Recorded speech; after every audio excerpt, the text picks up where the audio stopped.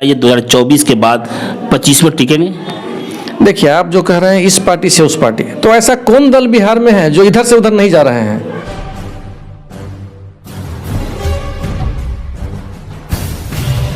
नमस्कार, आप देख रहे हैं एमएस न्यूज। अभी मैं सीतामढ़ी में मौजूद हूं। सीतामढ़ी शिवहर इन दोनों क्षेत्रों का जो है एमएलसी रेखा कुमारी जो काफ़ी लोकप्रिय हैं और उनके प्रतिनिधि हैं डॉक्टर मनोज, बच्चों के लिए काफ़ी स्पेशलिस्ट हैं। शिवहर जिला सीतामढ़ी हो, इसके बाहर भी बच्चे यहाँ पर आते हैं। बहरहाल इनसे मैं परिचय कराने के लिए ज़्यादा समय नहीं लूँगा, लेकिन बस विशेष इसलिए मैं यहाँ पे आया हूँ। एक चर्चा जो बिहार में चल रहा है, वो भी जो अभी हाल की घटना घटी है पॉलिटिकल को लेकर, और जदयू के कहीं ना कहीं वरिष्ठ नेता हैं और जदयू पार्टी को बहुत ही बारीकी से जानते हैं, बहुत करीब से जानते हैं। राजनीति के मामले में कहीं ना कहीं इनका भी एक अच्छा खासा जो है अनुभव है।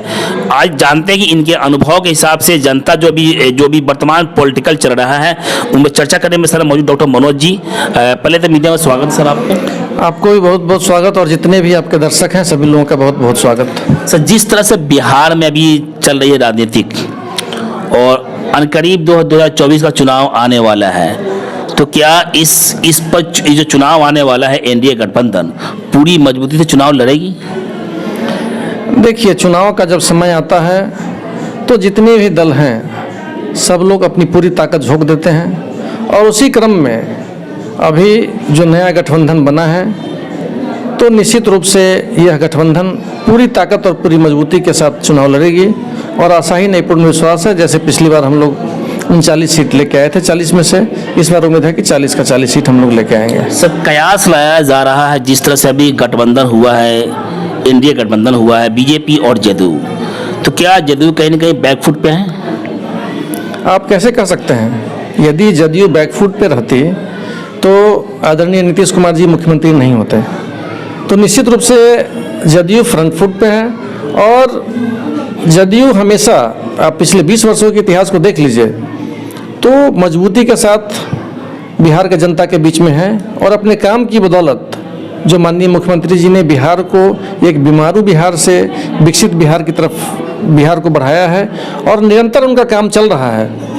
दिन रात बिहार के लिए सोचते हैं कैसे बिहार बढ़ेगा, कैसे यहाँ के लोगों, आम आवाम के लोगों की ज़िंदगी ठीक होगी, बिजली पानी रोड शिक्षा स्वास्थ्य कानून व्यवस्था कैसे दुरुस्त रहेगा, इसी में 24 घंटा लगे रहते हैं। और निश्चित रूप से 5 से लेकर अभी तक जो बिहार में बदलाव हुआ है ये पूरे देश के लोग देख रहे हैं। विकास को लेकर कहने के नीतीश कुमार पे कोई सवाल खड़ा नहीं कर सकता, लेकिन जिस तरह से वो एक पार्टी को छोड़ दूसरे पार्टी की फिर जो है साथ सरकार बना लेते हैं, इस पे कई सवाल खड़ा विपक्ष करते। क्या ये 2024 के बाद 25 में टिकेंगे? देखिए, आप जो कह रहे हैं इस पार्टी से उस पार्टी, तो ऐसा कौन दल बिहार में है जो इधर से उधर नहीं जा रहे हैं? आदरणीय मुख्यमंत्री जी वहीं के वहीं खड़े हैं। कोई दल आता है उनके साथ, कोई दल चला जाता है, लेकिन वो अपनी जगह पे खड़े हैं और मजबूती के साथ खड़े हैं। इसलिए बिहार के विकास के लिए, बिहार की जनता के लिए दिन रात काम कर रहे हैं, और यही वजह है कि आज तक बिहार में टिके हुए हैं और बिहार को आगे बढ़ा रहे हैं। जिस समय सरकार थी इंडिया गठबंधन की, कुछ साल पूर्व मैंने आप सवाल किया था, मुझे अभी याद आ रहा है, तो आप भी बड़े फख्र से कह रहे थे कि कोई बिहार का बेटा ही जो है वो पीएम का दावेदार हो, और नीतीश कुमार ने पूरे पीएम की दावेदारी और मटेरियल है, लेकिन अब तो कुछ और दिख रहा है। मैं पहले भी कहा हूँ कि आप माननीय मुख्यमंत्री जी की बात मत करिए। बिहारी होने के नाते, बिहार का बेटा होने के नाते, और बिहार भारत में जब झारखंड का बंटवारा नहीं हुआ था 54 सीटों का प्रतिनिधित्व कर रहा था, और 80 सीटों का उत्तर प्रदेश। तो उत्तर प्रदेश में आप देखिए कितने प्रधानमंत्री दिए हैं, और दुर्भाग्य की बात है कि हम लोग बिहारी हैं और बिहार का 54 सीटों का प्रतिनिधित्व करने के बाद भी आज तक कोई बिहार का बेटा नहीं पहुंचा है दिल्ली के सत्ता तक प्रधानमंत्री के रूप में। तो मुझे लगता है यह नीतीश जी ही नहीं, कोई भी यदि बिहार का बेटा प्रधानमंत्री के रूप में आता है तो यह बिहार के लिए फख्र और गर्व की बात होगी। जिस तरह सरकार टूटी है गठबंधन की, इंडिया गठबंधन की, विपक्ष पूरी तरह से हमलावर है, और तेजस्वी प्रसाद यादव का जो है बिहार दौरा से शुरू हो गया है, इसको किस रूप में देख रहे हैं? देखिए, आपको फिर क्या है कि लोकसभा चुनाव नज़दीक है, सभी राजनीतिक दल अपनी अपनी ताकत झोंक रहे हैं। जो जिनकी कैपेसिटी है, अपना पूरा ताकत लगा रहे हैं कि आने वाले लोकसभा के चुनाव में बेहतर प्रदर्शन करें। तो हम लोगों को कोई आपत्ति नहीं, और मुझे लगता है कि सब लोग अपना अपना काम कर रहे हैं। जनता को आप कैसे रिझाइएगा, कैसे बुझाइएगा और कैसे समझाइएगा, ये आपका फर्ज बनता है। और जनता कैसे समझेगी कि जो आपके पाले में वो वोट आए। तो जनता को समझाना, जनता को कन्विंस करना और जनता को अपने पाले में लाना, यह राजनीतिक दलों का काम है। और कर्म के बदौलत जो आप विकास करते हैं, जो इलेक्शन मैनिफेस्टो आपका होता है और आप क्या बोलते हैं, और 5 वर्षों में, 5 वर्ष के बाद चूंकि चुनाव होता है, तो आप विगत 5 वर्षों में क्या करते हैं, जनता के बीच में किस मुंह से वोट मांगने जाएंगे, तो सबके पास अपना अपना एजेंडा है और सब लोग लगे हुए हैं। और ये अच्छी बात है, ये हेल्दी लोकतंत्र का एक नमूना है। जदयू के पास इस समय वर्तमान में है लगभग 16 सांसद हैं, तो क्या 24-16 सांसद जो है वो बरकरार रहेंगे? निश्चित रहेंगे। यदि हम दावा कर रहे हैं कि हम 39 में से 39 जो पहले की संख्या है, लेकिन हम तो कह रहे हैं कि 40 में 40 सीट जीतेंगे, तो निश्चित रूप से जदयू की संख्या कैसे घटेगी। अभी पूरे बिहार में सबसे चर्चित सीट है वो सीहोर लोकसभा सीट आता है सर। इसमें कई मुख्य चेहरा है जो दावेदारी पेश कर रहे हैं, चाहे भारतीय जनता पार्टी के हो या फिर एनडीए से जदयू पार्टी से हो। तो क्या लगता है कि ये समीकरण जो चल रहा है बरकरार वो रहेगा या फिर कुछ चेंज होने का संभावना है? देखिए, चेहरा, दावेदारी और शिवहर लोकसभा, मैं फिर आपको एक बार बता रहा हूं कि किसी भी लोकसभा सीट में मैं अपने आप को प्रत्याशी घोषित कर दूं, इससे प्रत्याशी मैं नहीं हो जाऊंगा। शीर्ष नेतृत्व तय करेगा। गठबंधन का अभी सीट डिक्लेयर होना बाकी है। गठबंधन में बैठ के मिल बांट के सीट पहले बंटवारा हो जाए कि किसके खाते में शिवहर सीट जा रहा है। उसके बाद जिसके खाते में जाएगा वो शीर्ष नेतृत्व तय करेंगे कि किसको लड़ाना है चुनाव, और जो भी लड़ेंगे गठबंधन धर्म का पालन करते हुए सभी लोग उसका मदद करेंगे। बीच में एक सवाल भी, एक चर्चा थी कि आप जो मैडम है एमएलसी रेखा कुमारी जी, वो भी लोकसभा दावेदारी पेश की है या चुनाव लड़ सकती है अगर मौका मिले तो? देखिए, फिर आपको बता रहे हैं कि यदि पार्टी का यदि हुक्म होता है, हम लोग दावेदारी में नहीं है कहीं से भी कि नहीं हम लोग को लोकसभा चुनाव लड़ना है शिवहर से। दल को डिसाइड करना है कि किसको लड़ाना है, और एक दल के कार्यकर्ता होने के नाते दल का जो आदेश होगा उसको हम लोग पालन करेंगे। जी, एमएलसी प्रतिनिधि होने के नाते क्या आप जदयू के साथ पूरी मजबूती से खड़े हैं?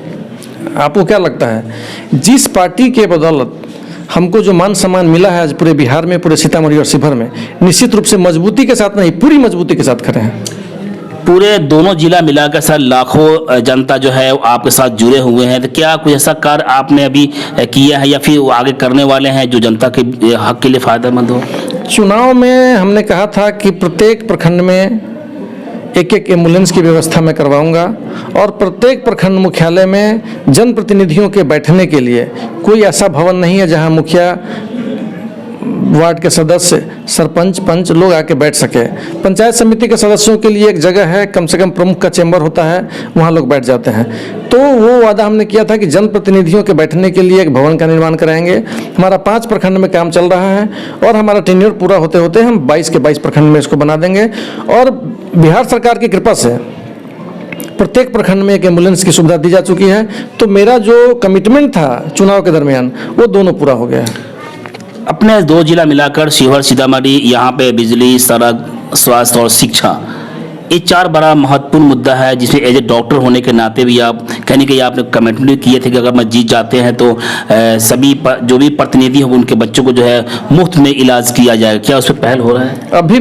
अभी भी निश्चित रूप से फिर मैं दोहरा रहा हूँ कि जो मेरा वादा था कि जितने भी जनप्रतिनिधि हैं उसके बच्चे को यदि बीमार पड़ते हैं तो मैं फ्री सेवा दूंगा, वो मैं आज भी कर रहा हूं और जब तक मैं जनप्रतिनिधि रहूंगा तब तक करता रहूंगा। सर, और जो जिस तरह यहाँ पे चुनाव पे मैंने मुद्दा बात किया है, तो क्या 2025 का चुनाव जो है आपको लगता है कि दोनों जो है एनडीए गठबंधन ज्वाइन में ही चुनाव लड़ेगी? माननीय मुख्यमंत्री जी ने सदन में ऑफिशियल स्टेटमेंट दिया है कि मैं अब एनडीए के साथ रहूंगा, इधर उधर नहीं जाऊंगा। तो आशा ही नहीं, पूर्ण विश्वास है कि हम लोग उसी गठबंधन में रह के आगे की राजनीति करेंगे। जब गठबंधन उनका इंडिया का था तो उन्होंने ये भी कहा मर जाएंगे, इस पाले में नहीं जाएंगे।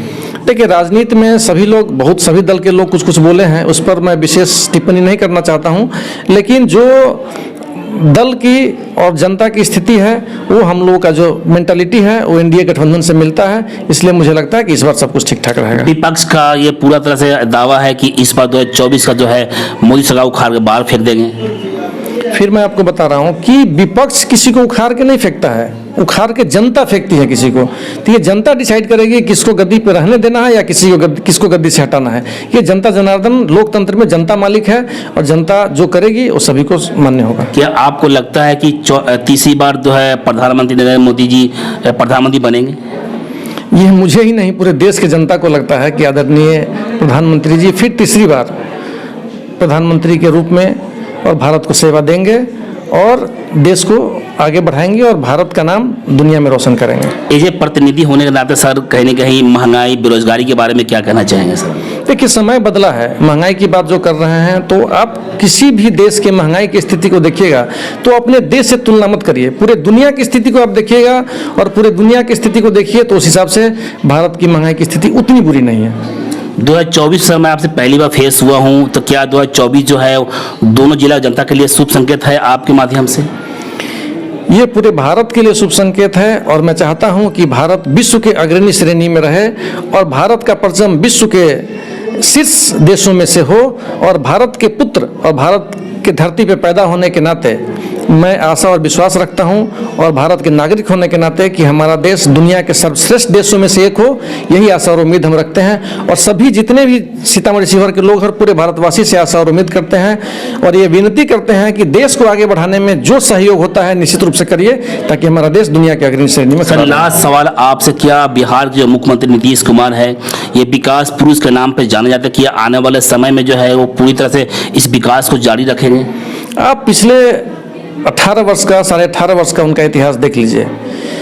जिस बिहार में बीमारू बिहार को उन्होंने एक विकसित बिहार के रूप में जो बदला है, निश्चित रूप से उनके दृढ़ शक्ति, इच्छा शक्ति और उनके विजन का ये देन है कि हर बिहार का जो कहते हैं सर्वांगीण विकास हो रहा है, चाहे वो बिजली हो, सड़क हो, पानी हो, रोड हो, शिक्षा हो, स्वास्थ्य हो। और सबसे ज़्यादा जो परेशानी थी बिहार में वह था भ्रष्टाचार और कानून व्यवस्था, तो सब पे नकेल लग गया है और आज तक पहले मुख्यमंत्री है जिनके ऊपर न परिवारवाद का और न भ्रष्टाचार का कोई आरोप लगा है। सर तो क्या आपके हिसाब से जो टूटा है गठबंधन वो सही है?